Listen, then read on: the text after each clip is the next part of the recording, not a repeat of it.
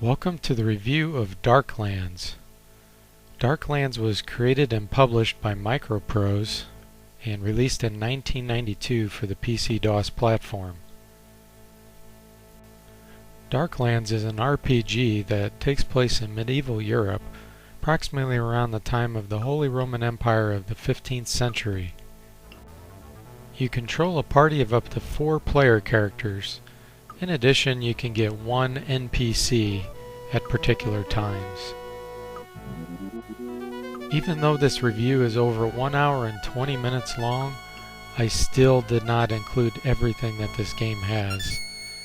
It is definitely one of the most complicated and intense RPGs that I've ever played. The game has an open world. Essentially, there is no ending. Even though there's some major things that can be done and major quests completed, you can keep playing. The game is way ahead of its time. In fact, even playing it today, it held up really well. I thoroughly enjoyed playing this. It took me an extreme amount of time to do this review, the longest one yet, because of how complicated and in-depth this game is. And it has a huge amount of realism. There are fantasy aspects for sure, but a lot of what you see will have historical references. So, of course, like any role-playing game, the first thing to do is to create your party members. The game does come with some pre-generated characters. It may not be a bad idea to actually use them if it's your first time playing, because the game is very difficult when you don't know what you're doing. But anyway, if you're creating real characters, you simply type in a name and you begin their childhood. And then what you do is you choose what type of family they're brought up in, and you can see in the upper right corner they start at the age of 15, and you can adjust attributes up or down. You have endurance, strength, agility, personality, intelligence, charisma, and divine favor. It's very important to get these attributes the way you want, because they will pretty much stay the same throughout the game. They can actually go down, some of them, based on your age. Age is a huge factor in this game. After setting your attributes, you begin an occupation. You're given a wide variety. Essentially what these do is determine the skills on the right side of the screen there. And certain professions require more points to be used in order to progress that skill. So now you'll notice that our character is 20 years of age, and we have 45 experience points left to spend. And based on the profession, you can only add so many points for a given skill. The upper right corner refers to combat skills like edged weapons, blunt weapons, which they call impact, throwing, etc. The skills in the middle are intellectual, like alchemy, making potions, religion, speaking, and then the bottom right is stealth, healing, picking locks, which is called artifice. So once you create your character, you go back and continue the next. You can switch the sex from male to female. You can even mix in some of the pre-generated characters if you want. You can even set your heraldry, which is the shield on the left side. Now as you're creating your characters, you can keep training in more than one occupation. Every time you do this, it ages you 5 years, however. And remember, once you get to a certain age, your attributes begin to suffer, and eventually you'll die from old age. And throughout the game, normal events make you age pretty rapidly as well. You can also change the character image and set different colors, although that is quite limited. So once you're ready to begin the adventure, you start at an inn. The game is heavily driven by story, as you can see by the dialogue here. There's a lot of colorful hand-drawn art, as backgrounds. It helps to give you a feel for what's going on instead of it just being a pure text adventure.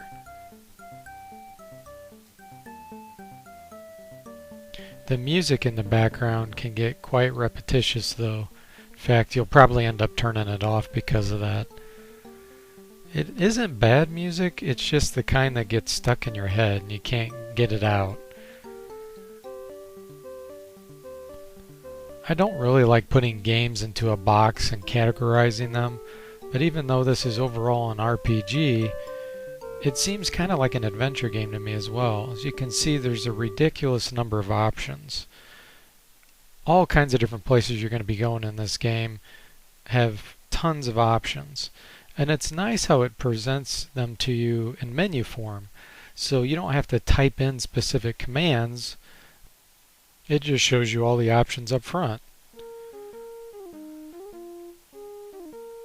There's a lot of places to explore in the cities and towns of Darklands. And eventually you'll kind of get the hang of where to go in order to get certain things done. Since there is so much verbiage, it can be a little challenging at first. So eventually you'll find a place where you can buy some general merchandise. Some of these items aren't useful, like the flute, but the rope, for example, is. You'll find weapons, which are extremely expensive in the beginning. Sometimes you can have enough money to sell your junky weapon that you may start with and buy a little better to get going. But to be honest, armor is by far the most important thing in this game. If you don't start with good armor based on the professions you choose, you're going to be in for a world of hurt. And armor is also extremely expensive. There's also hit areas for the armor. You have V for vital area, which is your upper body, and then you have L for legs, which is your lower body. Here, for example, you can see we start with some chainmail and a sword, and this character actually even started with plate armor. So you'll eventually figure out which professions in the beginning give you such equipment. There's also places where you can buy horses in the game. Now, horses don't really have that much of an impact. They can help you escape some encounters, but besides that, they really don't do a whole lot. There's also places where you can buy alchemy reagents. These are going to be explained later on. There's many different business types. Here we're in a bank, and I'll explain some of those options later, but you'll notice at times some of the options are disabled. Every once in a while there's certain requirements to perform certain actions, and so in the friendly manner it will actually disable the menu for you. One of the most important places you'll be visiting quite often is the inn. The inn allows you to heal, restore your strength and endurance, which incidentally in this game, endurance is kind of like your stamina and strength is like your hit points. So you can either just stay a straight night directly,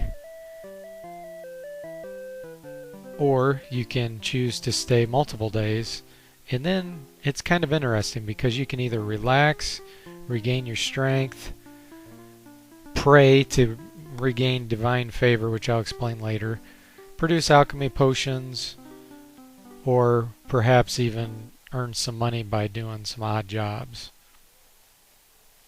You can visit a healer who you can just pay outright to restore strength, which it's expensive, but it actually saves time. Your characters won't age that way. Another way you can heal is eventually you'll get these potions, Essence of Grace. Now time passes differently depending on where you're traveling on the map and what kind of terrain there is. For example, if you travel through mountains, you'll notice in the upper right corner the moon passing the sun shows you how quickly time is passing. There are certain types of terrain that can block your path. For example, this thick river. Some of the thinner rivers you can go right over. So you have to figure out a way around. Eventually you'll hit the top or the bottom of the world, or even the sides, where there's just ocean and you can't move any farther in that direction.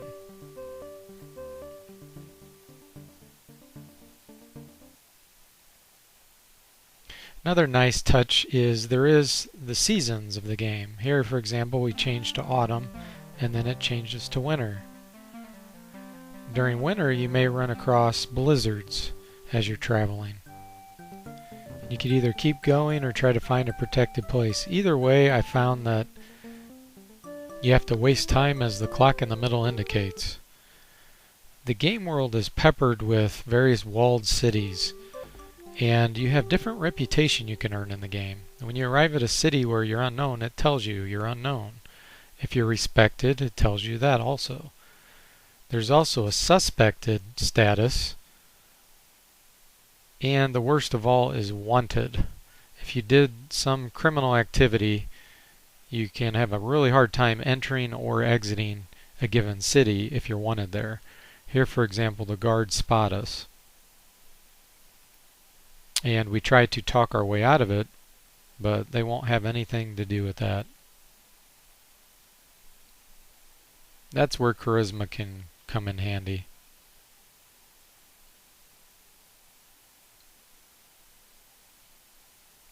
If you're not wanted, sometimes you can get in with your charm, and typically this is using a skill called Common Language. If you're skilled with that, in general you can get in much easier without having to pay the toll, which in the beginning those tolls can be quite expensive. There's also a skill that you have called Streetwise, which helps you at times in order to sneak around, and at nighttime you can try to enter a town and you're presented with different options.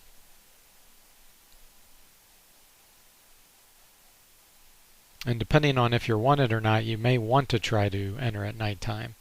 It can increase your chances of getting in.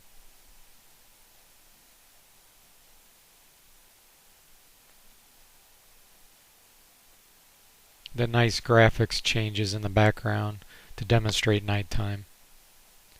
You can just bribe guards to get in at times. It's cheaper than the regular toll if they'll accept.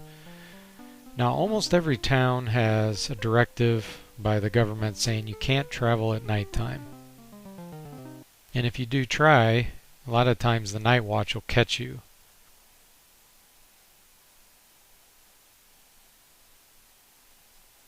A lot of shops are closed at nighttime. And the funny thing is, sometimes you can wake them up, and a lot of times they're not too happy about it. There's all kinds of armor smiths in different towns that you'll run across, selling different equipment, always looking for a bargain to buy. The game does have a copy protection mechanism where you have to choose the proper symbol, match it up to an element, otherwise you get kicked out. On the overhead map you'll run across many different areas. There's random caves. You can run into ruined castles that have just been destroyed or burned. You might stumble across some random shrines. Here we're going to donate some money to hear some rumors. Sometimes the rumors are useful, sometimes not so much.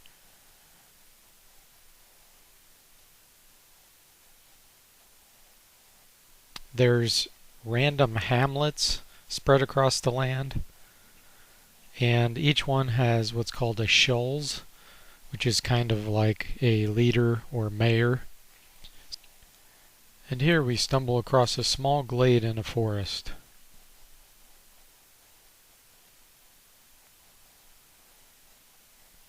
Once again, you're presented with options that always have context to what you're trying to do. Some places don't seem to have any real events that occur there. Other times it's random, and maybe there'll be something useful. And here we run into a small monastery. Of course, being 15th century, there's a lot of Christianity and religious tones. A lot of times it uses the Speak Latin skill to talk with monks and people at universities. You'll run across random wagon travelers who have goods to sell sometimes. And incidentally, you can always sell your own goods anywhere. You can find blacksmiths at hamlets, Sometimes they'll carry special weapons or equipment. Monastery also will have items for sale at times. As I mentioned earlier, this game is very difficult, so here we'll talk about the first encounter with some bandits. Combat takes place on this battlefield view, where on the left side of the screen it shows your characters and the status they have, whether they're dead, alive, injured, etc. But you're going to be spending most of the game dying. Now if all your characters die, the game's over, but otherwise you may have just one or two die and they'll disappear from your party. There's no resurrection in this game. If at least one party member survives, you can go to the nearest town and go to the inn and create some new characters. If at least one character survives, sometimes you'll be robbed depending on the enemy type. Thank goodness this game has a save game feature, otherwise it would be almost impossible. It's hard enough with save game. You can save as many as you want. You just type in the name and it'll assign a date to it as well. For example, here we're going to load a game, and you'll notice on the left side it shows the name we gave it, and on the right side is the date in game. So there's many attack types. You have standard attack, vulnerable, which is kind of like a critical hit. You have berserk, which makes you do more damage to the enemy, and there's parry, which is kind of a defensive attack. As you click on a party member or an enemy, it pauses the game's real-time combat and allows you to make a change or issue a command. You'll see a little red target appear on whichever enemy or character you select. If your party members can't reach with a melee attack, they will just stand around waiting until a position opens and they can reach. The blue bar on the left of each character represents their endurance. Remember I said earlier that's essentially your stamina. When that reaches 0, the character falls unconscious and is unable to perform anymore.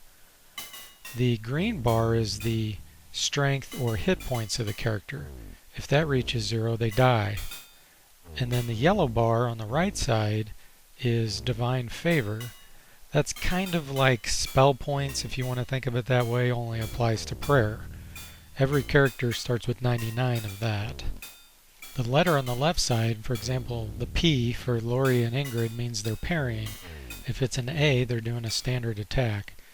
If it shows a dash, it means the character is unable to do any action right now. So here we were defeated, and once again the dead party member disappears from the party. Sometimes when the battle is over, whether you win or lose, characters can increase the weapon skill of the weapons that they used. The lower level of the skill, the more likely it is it will increase. The maximum you can have normally without any kind of enhancements is 99. Sometimes a person can increase multiple skills. There is no concept of level in the game, there's just skills. There's also ranged attacks in the game. There's either throwing or shooting. The throwing, you actually take the weapon such as a throwing axe, a javelin, or a dart, and it hurls toward the enemy. If you're using a bow or a missile weapon, it shoots actual missiles. The cool thing too about this game is when you change or equip a weapon, it actually shows that particular weapon in your character and for the enemies. For example, this guard has a halberd. There's all kinds of weapons. There's picks, axes, swords, hammers.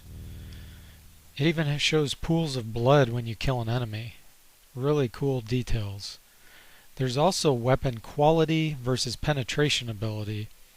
The higher the quality, the more damage the weapon will do when it actually penetrates armor. So certain times, various weapons may be more effective against different types of armor depending on the enemies. You can view enemy info, which tells you the type of armor they have, the weapon, etc.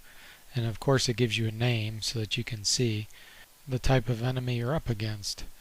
It is limited to only 2 enemy types per battle, but there can be many quantity of those 2 types.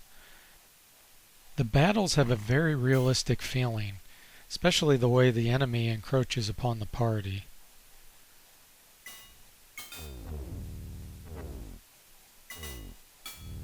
Also, sometimes you'll run across snipers. They'll be shooting you down with arrows or quarrels as you try to approach them. They will eventually run out of ammunition though, which is really cool. The size of the battlefield can be quite large.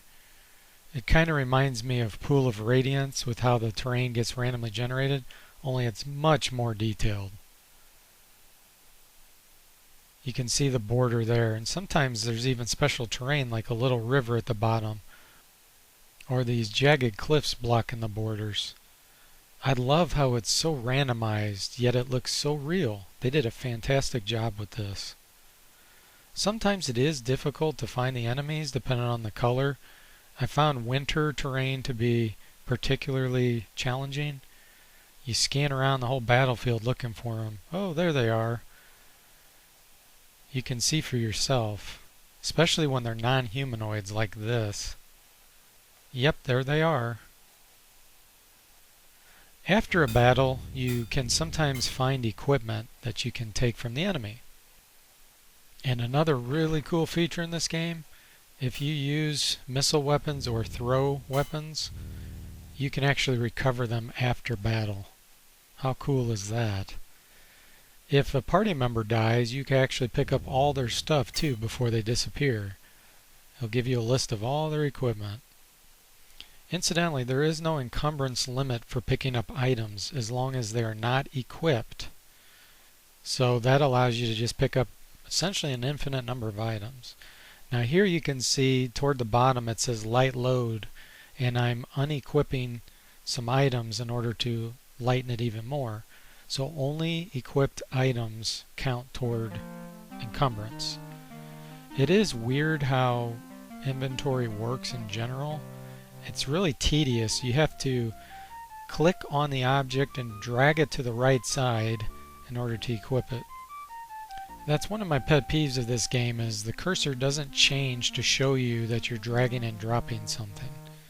Now you can also use hotkeys to do this, but once again there's nothing on the screen to show you that. The inventory graphics look pretty weird too. Here for example we don't have any upper armor equipped, so the body's just blank, it just disappears. And then once we drag over and equip the chainmail, then all of a sudden his upper body appears.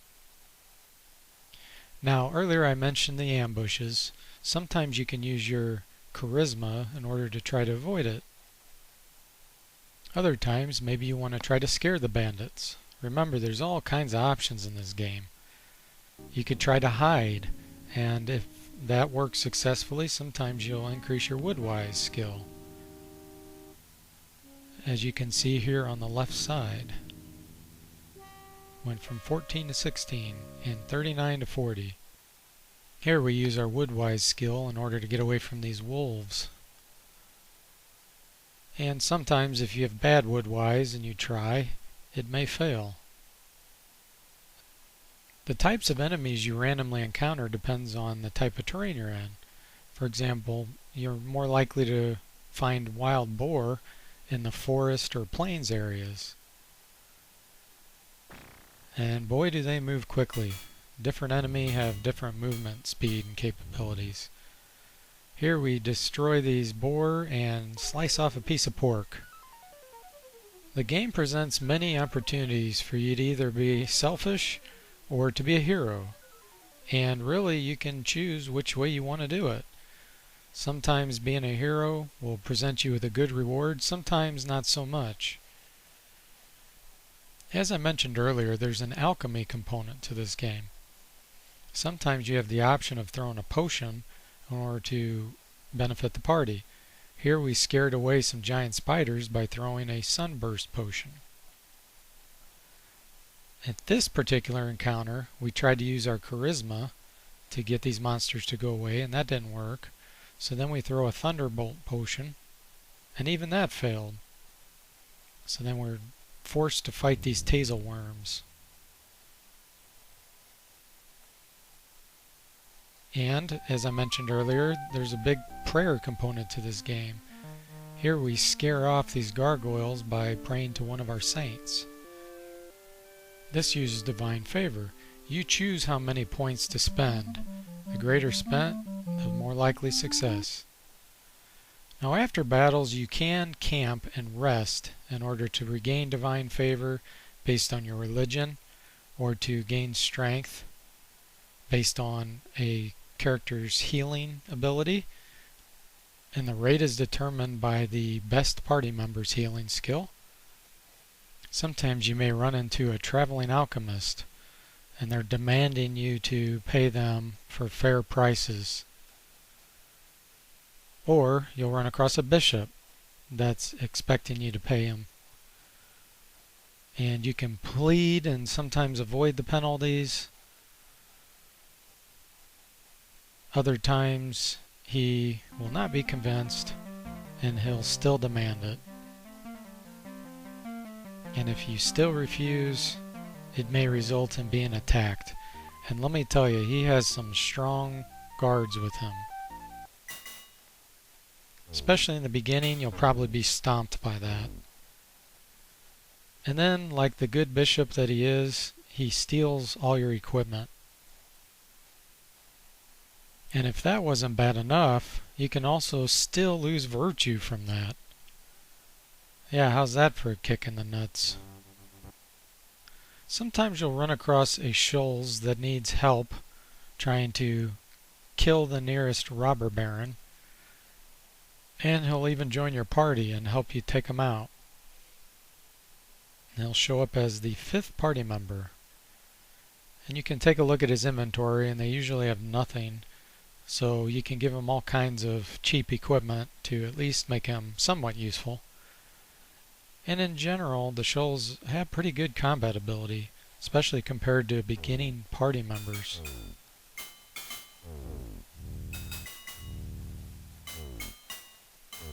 Eventually, when the shoals is done with the party, he leaves. The game does issue warnings at times. Here, for example, it's telling us there's a robber knight somewhere in this territory. Incidentally, it looks like a little castle on the map. Here we are going to storm the gate and get in by using a Thunderbolt potion. Once again, there's many different options for doing this. Sometimes you may choose to call a saint to help you get in. You can choose to use certain divine favor, and if it's successful, you will enter the robber baron's castle. Here we're going to spend the night and sneak up on him at nighttime.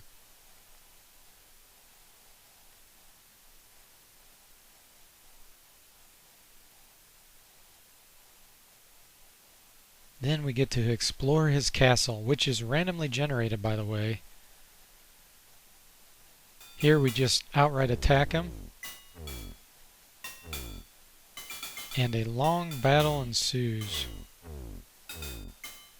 This is a great way to find a lot of dropped equipment that you can then sell and start earning a lot of money. It's very difficult for beginning parties, however.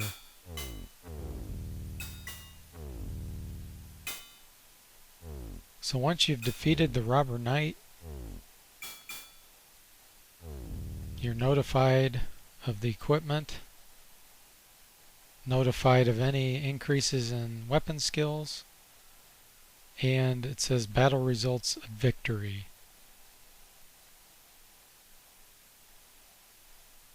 A lot of times this improves reputation with the surrounding towns. The robber knights aren't the only evil people. There's also evil lords called the Dreadlords. Same concept. You break into their castle and defeat them, earning lots of equipment that you can sell and fame. You can exit battlefields in certain situations, as here you can see this big gate toward the top. Essentially it's a retreat, and it allows you to survive in case you're not sure you're going to be able to complete the rest of the castle. You could always come back and try to complete it later.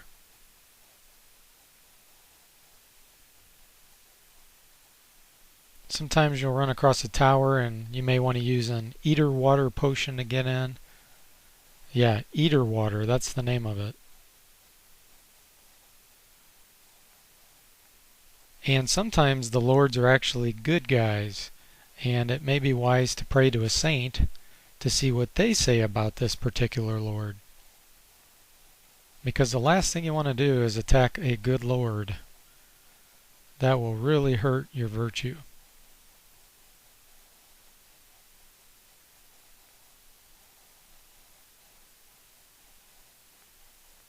The ironic thing is, you can demand a good lord to be better to his people, and somehow that still increases your virtue. I'm not sure if that's a bug or if it's by design. So anyway, once you complete some of these adventures, ravaging these castles, go to the nearest town or hamlet and sell all the junk. At the top of the screen, you'll notice in parentheses it tells you your total amount of money. There's actually 3 types, but it boils down to the base PF category.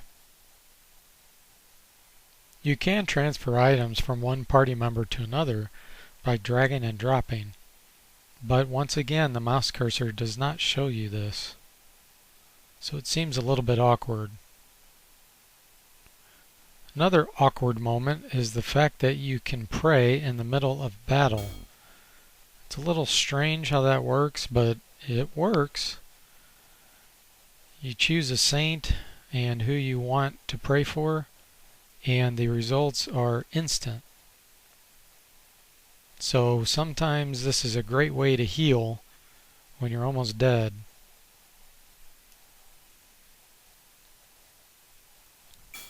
I'm not a big fan of random elements within combat, especially drastic ones that are all or nothing.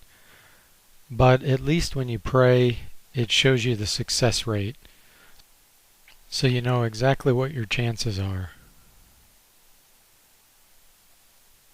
For those that like gambling, this can be a pretty fun element. Here we had a 75% chance of making it work and it failed. And then the second time it was only a 56% chance and it worked. You can pray right in the middle of combat to raise certain skills such as weapon abilities or artifice as well. There are many different saints in this game, each having different effects. Attending Mass at a church can have a big impact on restoring divine favor. Of course, if it's already maxed out at 99, it doesn't help you at all. You can also pray at the inn, and based on your religion, it will increase your divine favor. You only start with so many saints that you have the ability to pray to. You can study new saints at churches and sometimes universities. And once again, your Speak Latin skill comes in handy here. Did I mention this game was full of options? The people at the university are particularly unforgiving if you aren't very good with Latin.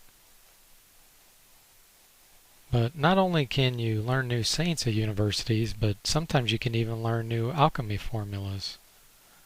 And that is how you make potions in this game.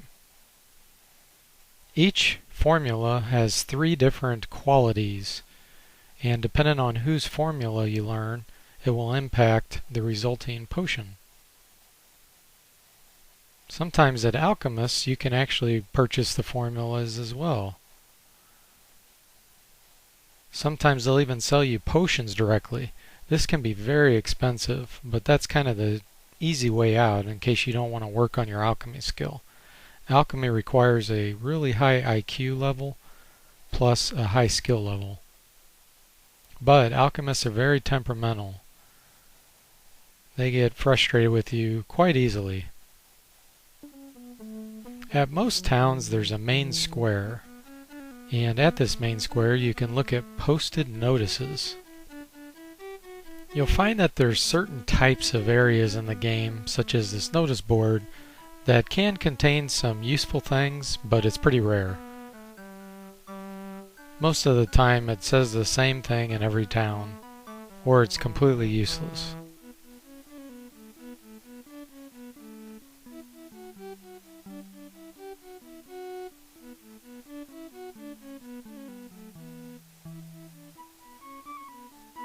Here is once again the letter from the government saying, "Don't be out at nighttime."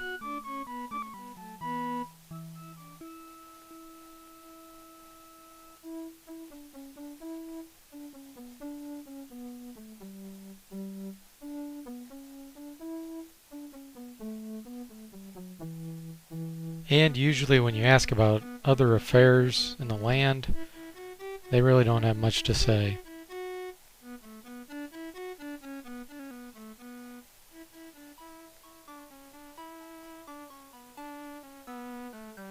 You'll probably find that you spend a lot of time wandering around different towns looking for mini quests to go on, and they're pretty hard to find, but there is a big variety. You just have to have some patience.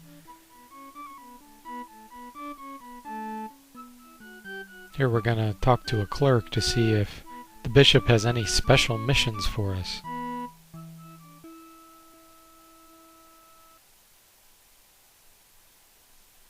We did find out that this one man was needing some spiders cleaned out of his warehouse. And it goes on a little funny story about how we didn't really believe him about the spiders and we didn't take him seriously. Come to find out there were some pretty big spiders in there. So once we defeated them, we go back and get our reward. Sometimes you'll find maybe a pharmacist, for example, wants a quest. And sometimes they want you to find special artifacts. So you have to go find them on the main overhead map and bring them back. Here we're trying to get this ancient crown, and we're attacked by some pagan powers.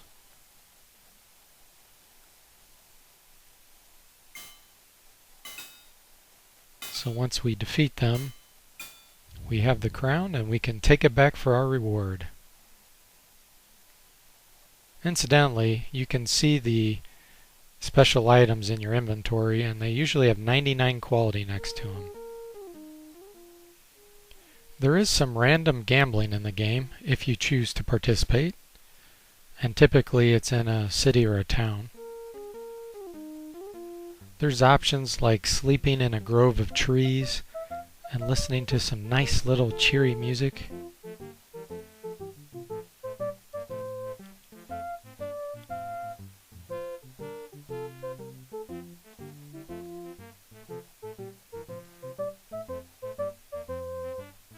Just be careful not to get ambushed when doing this.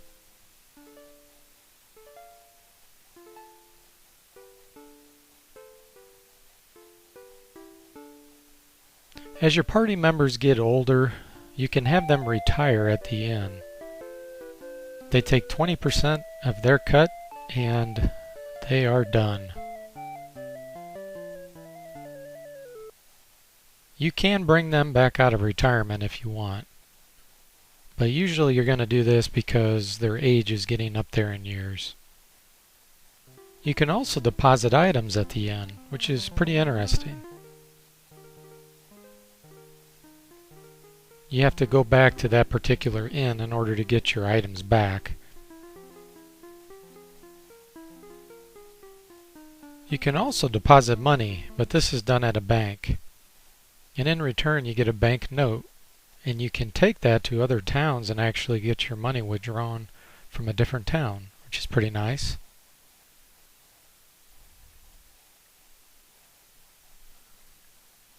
Sometimes you look for teachers in order to increase certain skills. Here, for example, we find a teacher that will teach artifice. So he tells you which inn to go to. So once you arrive there, you can tell certain party members to either rest or train. And of course you have to pay for each day that you have them train. Here we're increasing religion. Many of the skills can be increased in this manner. Some are harder to find than others. Here we're leveling up our alchemy skill. Speaking of alchemy, you can try to create potions at the local inn. So you choose the formula, and as long as you have the reagents to do so, at the top of the screen it'll tell you your chance of success. Every once in a while it will fail and you will blow up the inn. Very dangerous. If this happens, you can pay money to try to get out of it where your reputation doesn't suffer too much, or you can make a run for it. You can also make potions in camp, which of course is a lot safer because you're not going to blow up an inn.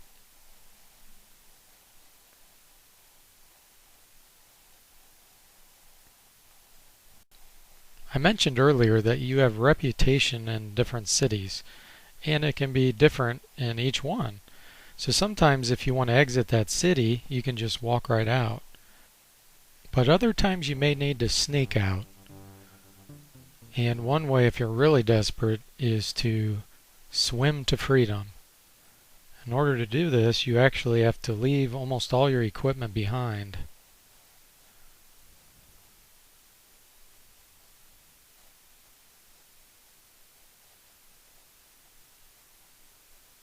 Most of the time you wouldn't need to do something like that, but it is an option. You can also see where boats are sailing, and that's a way to travel pretty far distances. Of course, it can be quite expensive, and it takes quite a few days to do the traveling. It isn't risk-free either. There's some times when you'll be attacked by pirates.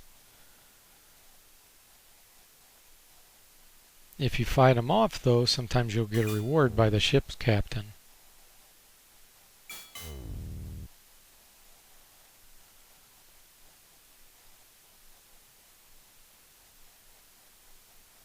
And once the traveling is done, you're at the next city, and it asks if you want to pay the toll in order to get in.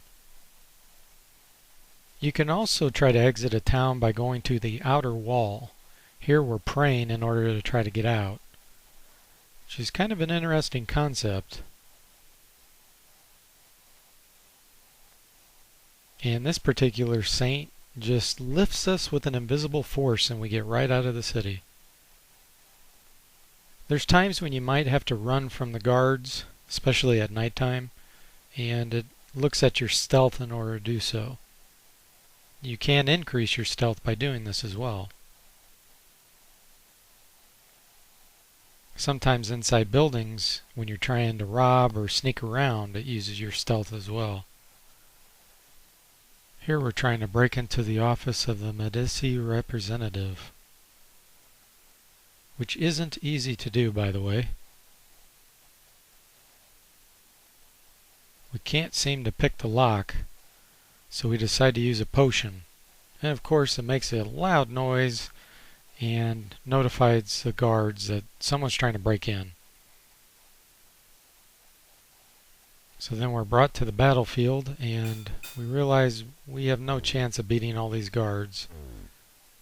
And so we decide to surrender.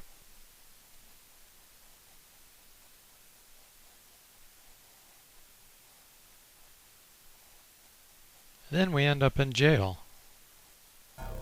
So yeah, this game even goes into such detail that you end up in jail and you can try to figure out how to get out. We try to pray and it doesn't do us any good. We ask for a priest and we ask him to talk to the magistrate to try to influence when we can get out.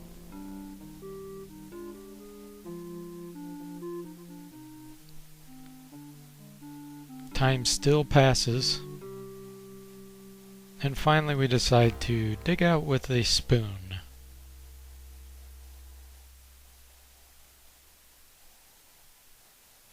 Each time it shows you the percentage done. And eventually you spend enough time doing this and you dig your way out.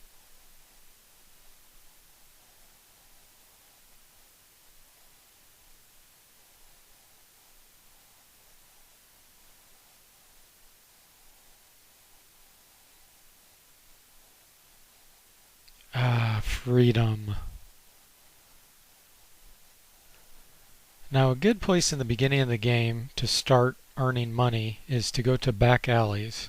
There's many encounters, and this is where you can find equipment after killing bandits and robbers, and then you can go sell it. The other advantage this provides is increased reputation in that city, and it increases your weapon skills as you go along. It's a good training grounds. Now let's talk a little bit about the combat terrain. This is very strategic because there are a lot of corridors and objects blocking particular spots on the battlefield, and you want to try to use those things to your advantage. Here, for example, we're having ranged combat with these guards, and eventually they will run out of ammo and have to start walking towards you. We just keep shooting away as they head toward us because we have many more missile weapons than they have.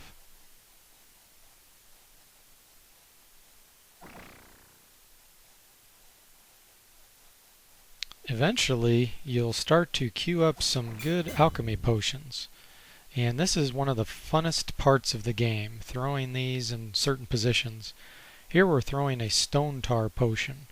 You can either target enemies directly, or you can throw it in an area, and it'll hit that area, and then anything that walks through it will be affected. It also increases your throwing skills. Interestingly enough, you won't actually ever miss throwing a potion. You can miss with throwing axes, javelins, etc., but not the potions. Stone tar, by the way, slows down movement of any enemy, including yourself, that walks through it. And it's really fun in certain situations where the terrain is limited, like right here. We know the guards have to walk through that particular patch of land. So we can throw it right there and then start picking them off with ranged weapons, or start throwing more potions at them.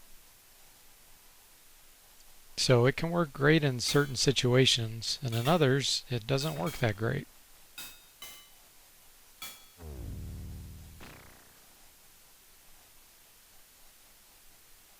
Since there are no real magic spells that you can cast, alchemy is it. But it's a lot of fun because there is quite a bit of variety, and they're hard to come by. It's not like some games where you just get a ridiculous quantity of something and you get tired of it because you never run out. That is not the case. It's very difficult to make potions, and it costs a lot of money. So you'll always find yourself running low.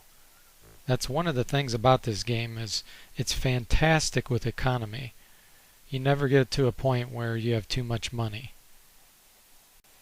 And none of the potions are really overpowered. Like, you can't find one where you throw it and takes out all the enemy in one hit. So that, once again, makes the game much more fun and enjoyable. Another type, for example, is eye burn. Throw that at a given enemy and it reduces their skill greatly. It also appears to stun them for a short period of time.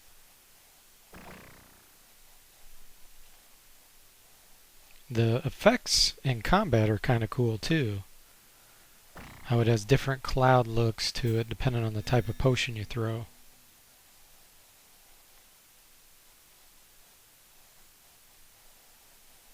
Next type up is called Thunderbolt.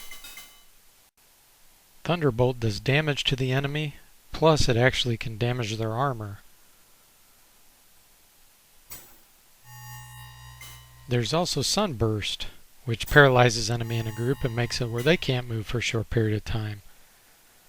It's pretty funny how far you can throw these potions and never miss.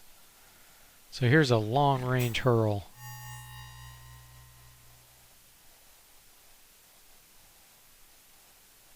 Keep throwing potion after potion.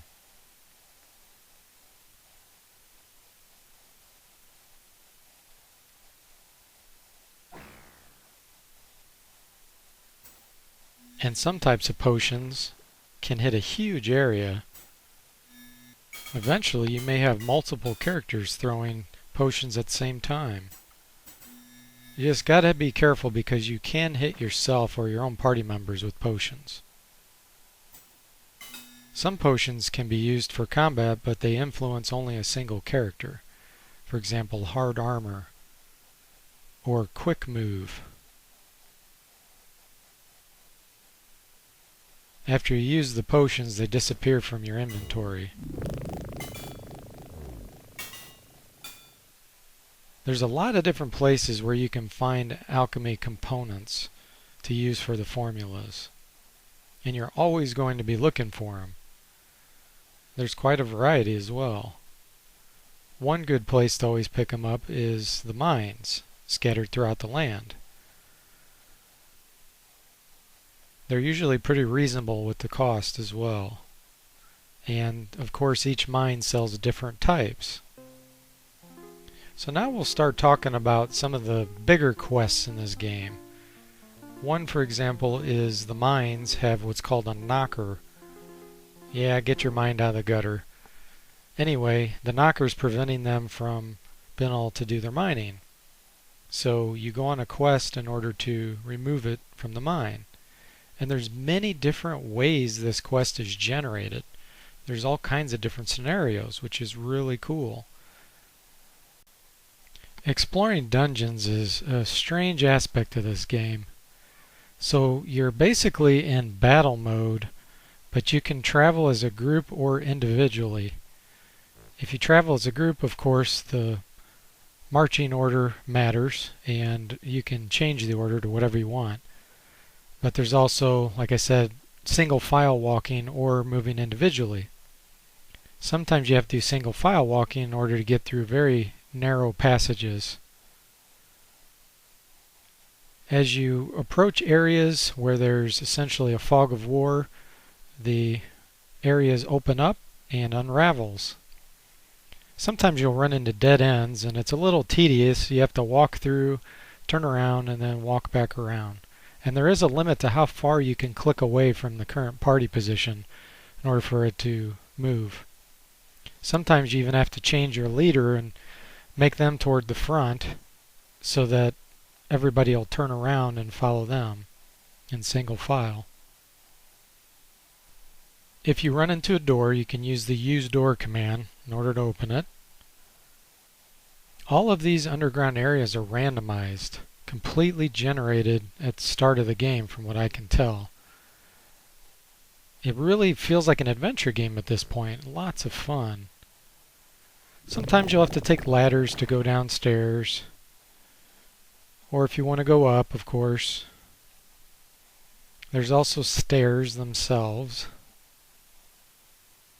And when enemies appear, it makes a noise. They can even appear in the middle of battle as reinforcements. You can control individual party members one at a time and have them go up or downstairs one at a time, which is kind of interesting. Essentially, you're splitting the party up, kind of like how Wasteland works.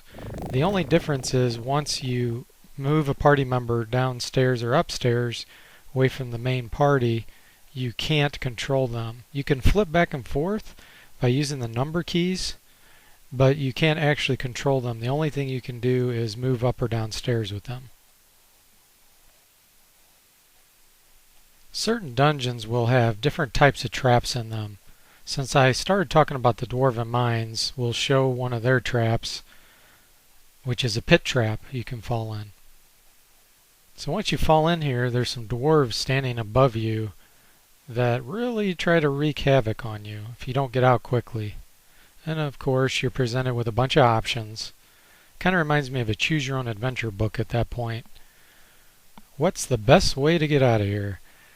The only difference is your skill and abilities does actually influence what you can do. So here we try to dig our way out, and it didn't do us much good. So then we're presented with some more options. Oh, but wait a minute. Now the dwarf is looking at us from above. And he throws in a bunch of snakes.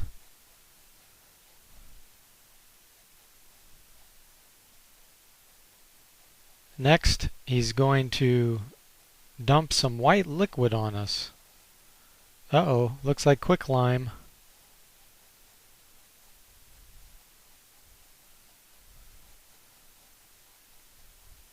He's not done yet. So now he's actually trying to kill us. And we're going to say a little prayer. Yeah, once again, saints save the day. When all else fails, pray to a saint. But this isn't the only kind of trap. You can run into arrow traps. Reminds me of Indiana Jones. You can run into potion traps, which hit an area. It can have different effects. Sometimes you'll actually discover there's a trap and it'll show a mark on the ground where you're not supposed to step. But usually there's no way of getting around it. The only thing you can do is move most of your party members away and only have one person trigger the trap. Yeah, there's no way to disarm floor traps.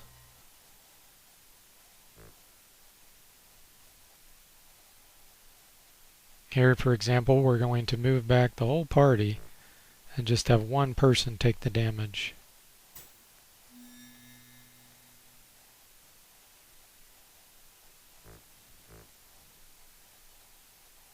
Sometimes you'll run into chests that are locked and you want to try to get them open so that you can get the treasure, and unless you have lockpicks you cannot get them open. If you do have lockpicks, it uses your artifice skill, so you want to give them to the person that has the highest skill. Then you have to get them right next to the chest and then the option will appear. And if your skill's not high enough, this can be quite tedious. Incidentally, you have to make them the party leader as well, otherwise they won't have the option to pick the chest. Here this chest is trapped, and so we're trying to disarm it, and it keeps setting off an area effect, causing damage. It's interesting that it just keeps setting the trap off and it doesn't go off just one time.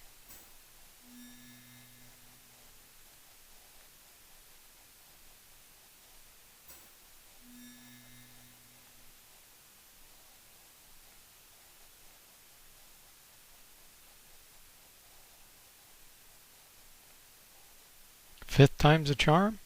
Sure enough.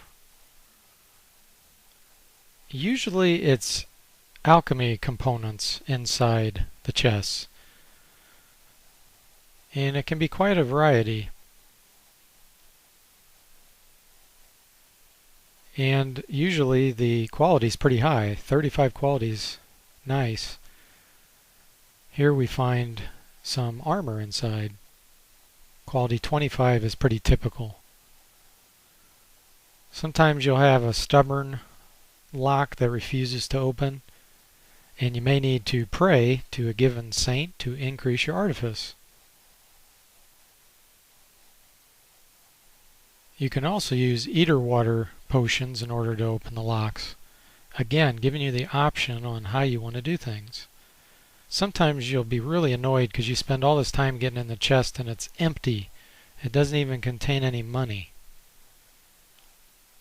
Now, one interesting thing about this game is you cannot pick a chest in the middle of combat. So if you're fighting the leader and there's a chest in the room, you're pretty much screwed, because once you kill the leader, you're kicked out of the dungeon and you can't open the chest. There's also doors that are sometimes locked, and you need to pick them to continue. Sometimes the narrow corridors can either work out to be an advantage or a disadvantage. Depends on how tough the enemy is and how you're caught by surprise. If your toughest party member is up front, you may do okay. Otherwise, they may run into trouble. It's really hard to navigate some of the narrow passageways in the middle of battle. Sometimes you're trying to move people back and forth, and you can't move the party members in the back to the front until the others move forward. Otherwise, it shows a little block symbol when you try to move. And it can be kind of tedious to micromanage this movement. Here we're using halls to our advantage so that we can get 2 of our party members against 1 enemy. In this case, it's actually 3 versus 1. Incidentally, there are special rules in the game where 2 versus 1 or 3 versus 1 greatly increases your chances of hitting and causing damage. So in the dwarf mines, you'll eventually run across these doors that have special riddles on them, and you have to figure out the answer. Of course, before the internet, this was much of a challenge. Now anybody can cheat and basically look up the answers. If you get it wrong, you can actually have some severe penalties. You can even lose some attributes permanently. So you want to make sure you get it right. You could always reload the game if you do answer incorrectly, but that's kind of cheating in a way, so that's up to you. Eventually you'll come across even more doors, and each time the riddles change. And I'm showing you just one particular type of dwarven mine. There's actually others. They're completely different. I'm not sure if the younger generations will appreciate this type of game or not. The story really makes this game in-depth and makes it feel like you're going on a real adventure. Most games nowadays are filled with so many special effects and action that they may not care for this too much. The background graphics are fantastic. All the special little terrain types and objects. Here's some pool of water, fireplace with a bear rug, bags of gold, which incidentally you cannot pick up. Look at this background. Veins of gold running through the cavern. You'll run across a lot of different tough enemies in the game, and it makes it real fun that it's not just humans. That was one of my big gripes about BattleTech, was I think that game could have been a lot better had they used different types of enemies that were non-humanoid in nature. Well, this game has a lot, and I'm going to show you just some of them. I'm not even going to show you all of them. But here, for example, is a bear. Creepy little kobolds. Creepy gnomes. These are not the traditional gnomes. They look like little statues. Hellhound creatures, which travel really quickly. Giant spiders. These always creep me out for some reason. The animations are really good and smooth.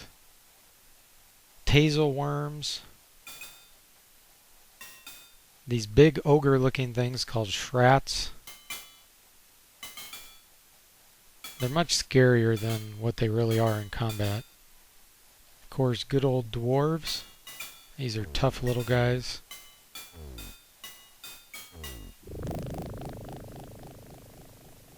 Anytime you enter battle, by the way, you have to travel individually. Sometimes the dwarves can throw potions at you. Here he just threw a stone tar at us to slow us down. You can see another potion was thrown. Up, another stone tar. You can run across alchemists who can throw a slew of potions at you.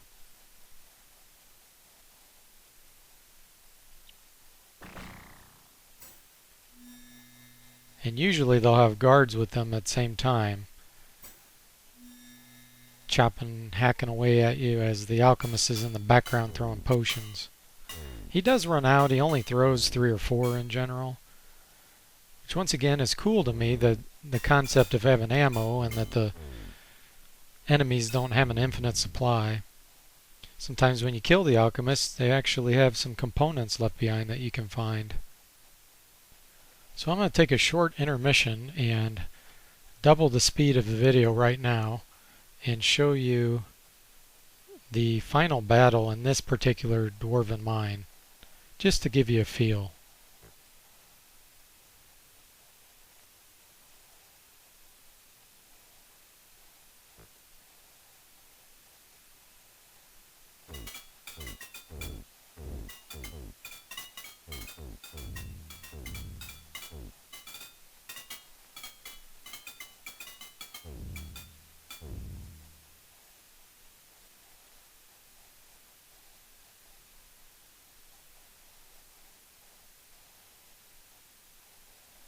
Now the miners give us some alchemy components and we become famous in the surrounding areas.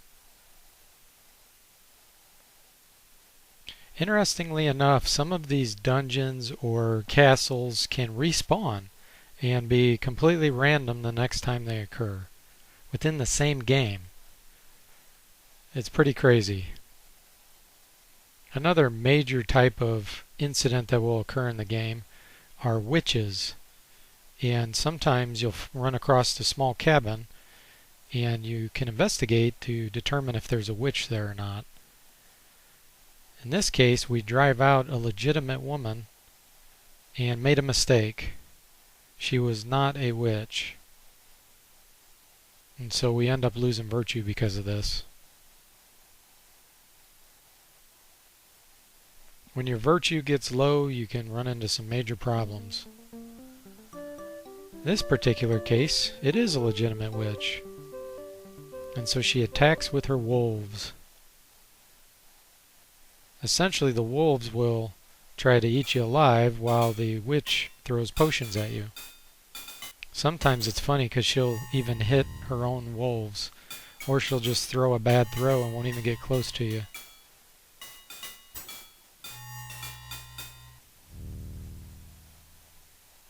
Eventually she runs out of potions and she comes up and has to fight you in melee combat.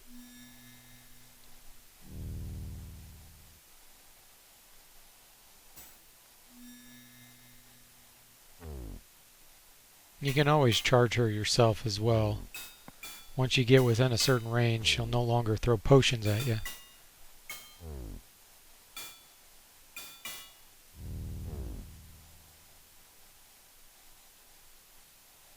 So once you kill the witch, you're presented with a lot of options on different things you can do. Here we choose the option to become unnaturally strong for the rest of our lives. But never do a deal with the devil, because your party member may end up dead, which is the case for Lori here.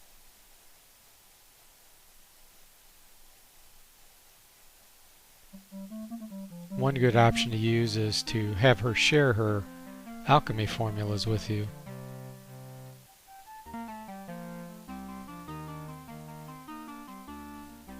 And at some point you want to determine the next day of the High Sabbath.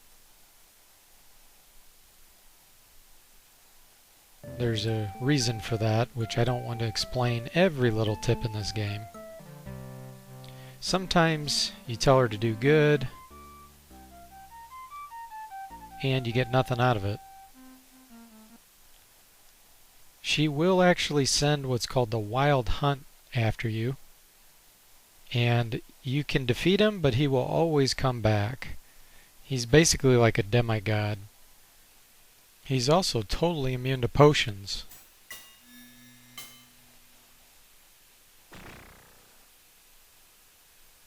One good strategy is to have all the other party members go berserk while the one he's attacking parry.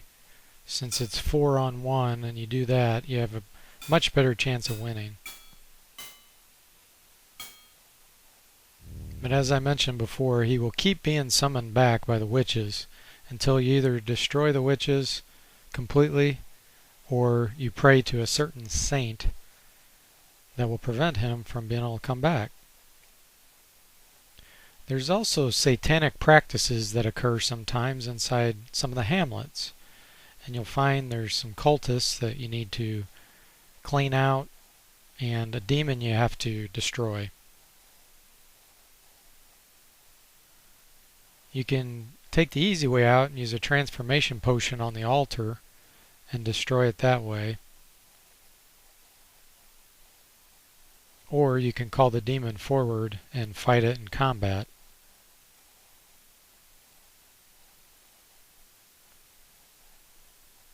Once again, very tough enemy.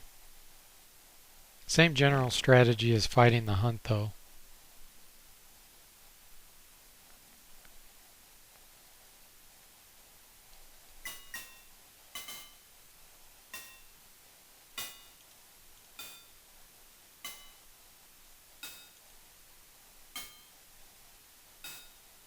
You can see how many hits he takes before he dies.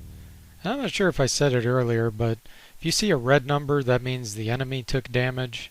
And if you see a white number, it means you took damage. When you take damage, it'll always reduce your endurance by some amount, and sometimes it'll reduce your actual strength by some amount. Once you defeat the demon, you gain virtue, and of course, become more famous in the given area. The demons can actually be different colors. The first was black, this one's red, here we have a green.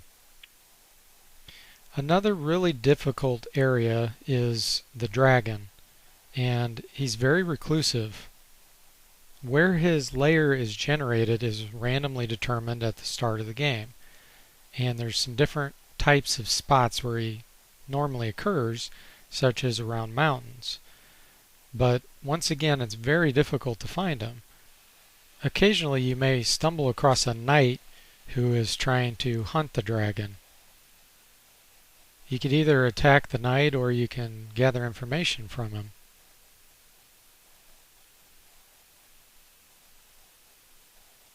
Again, a nice aspect of this game is you get to choose whether you want to do evil acts or good acts. Eventually he ended up dying, and that was that. He is kind of pompous though, so sometimes you do maybe want to kill him so that you can take on the dragon yourself. Be gone, all the glory must be mine. Yeah, that's what you think, buddy.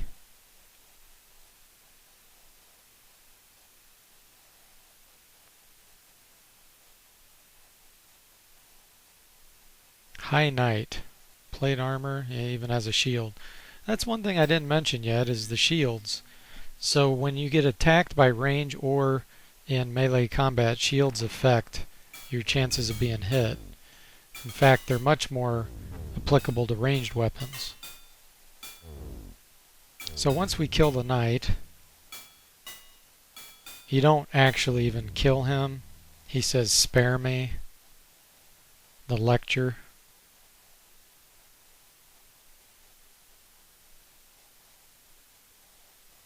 And he won't oppose us again.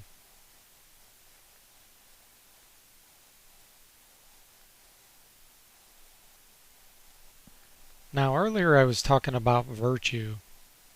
There are some pretty bad side effects if your virtue gets too low. And you get some good hints that it is pretty low.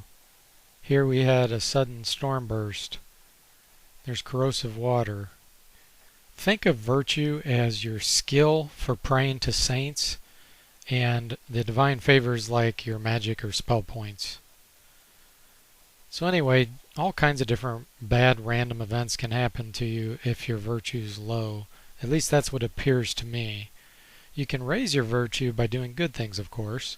Here we're donating to some refugees, and it just kind of randomly determines who gets virtue and who doesn't. Sometimes it hits multiple people. Escorting pilgrims back to certain towns can sometimes result in virtue. Of course, that costs you time, and it moves you away from the direction you were going.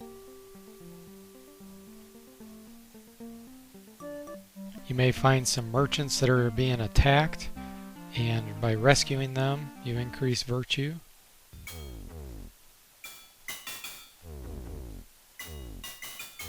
The other thing is sometimes they'll give you a reward as well.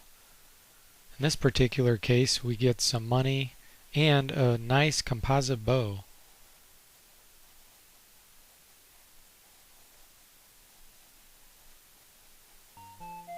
If you go to confession, supposedly your virtue can increase there as well, although it's rare and of course random. I know for sure that divine favor can increase at confession. All prayer effects only last so long before they expire. From the overhead map, you have the ability to look at party info. It shows you the current date and time, where you're located in the land, and other details. You can also change the marching order from the main menu as well.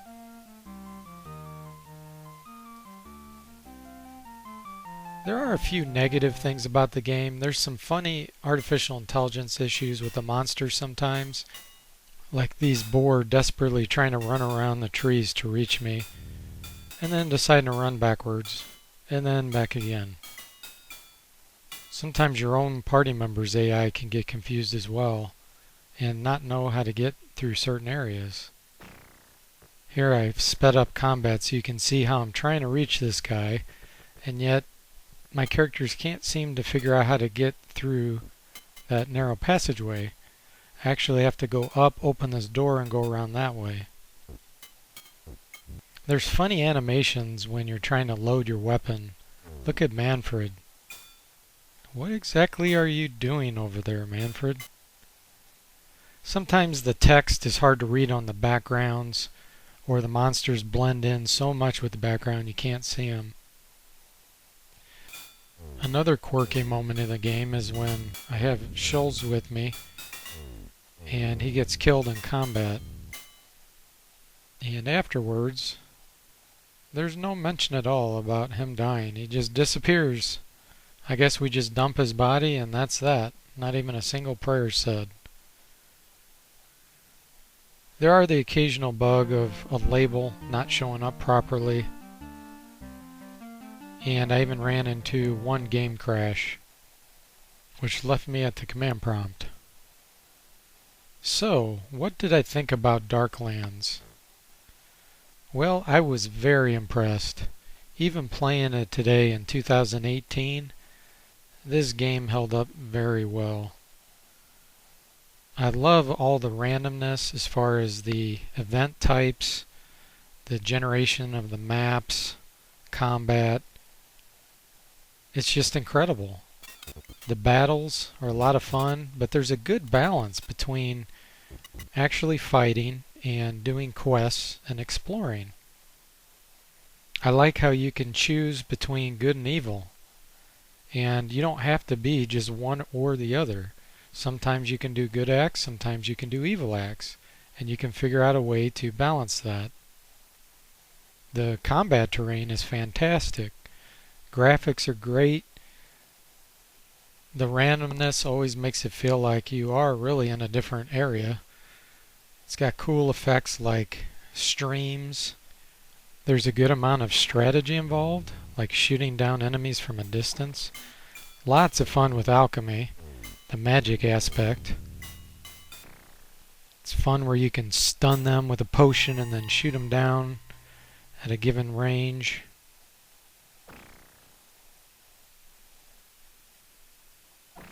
It's fun to do the hunting for more formulas, and with the economy the way it is, you're always short on gold.